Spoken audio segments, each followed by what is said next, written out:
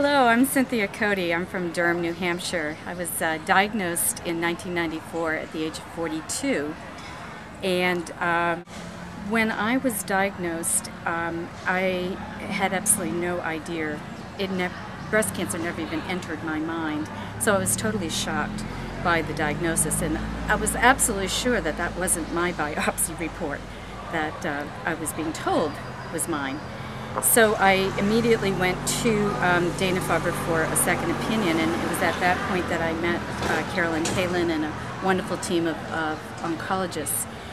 My greatest fear at that time, besides being shocked by that, was it can't be possible. I have an 11-year-old daughter. I have a huge medical practice that I need to be there for, and I just don't have time for cancer. And I'm not going to die from it. And so I just didn't have time for this. And my response, besides being shocked, was I responded by being angry. Like, no way am I having breast cancer. It has to be a mistake. And unfortunately, the story went from the shock of you have breast cancer from the biopsy to a very advanced breast cancer.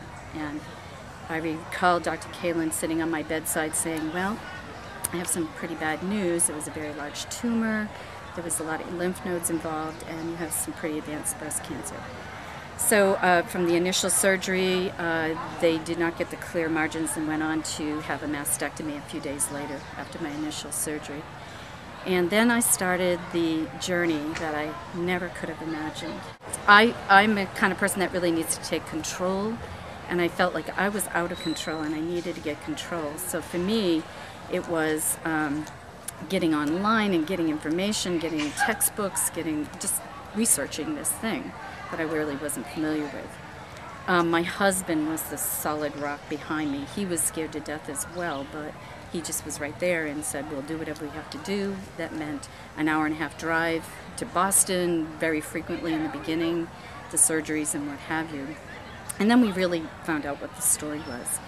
And as Carolyn Kalin said to me, well, the good news is you're eligible for a clinical trial because your cancer's so advanced. And I said, what the heck is that? And we did go into a clinical trial, and I had a stem cell transplant at Dana-Farber in 1994 and 5 is when I had the transplant. And that again, I really tried to get. This is 94 and 5. The resources weren't as great in terms of internet access and connecting with people, but I was connected up with a few other people who had had this procedure because it was a fairly new procedure. So in that point of time, my inspiration, my strength was talking to other women, being connected to other women who had done the treatment, because I was so very focused on the treatment at that point.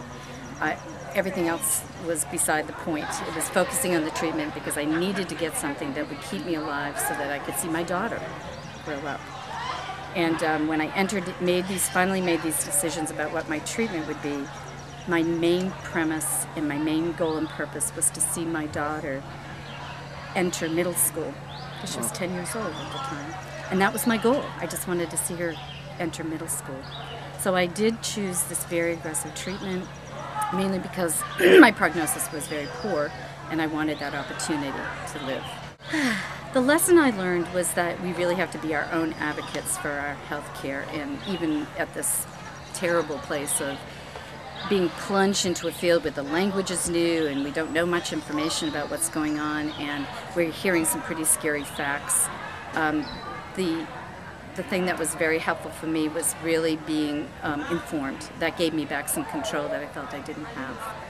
And the inspiration was meeting women who had lived many years after their diagnosis, and that was very comforting to me to talk to somebody who was 5 years out, 10 years out, and I was very fortunate to be able to meet up with some women who were.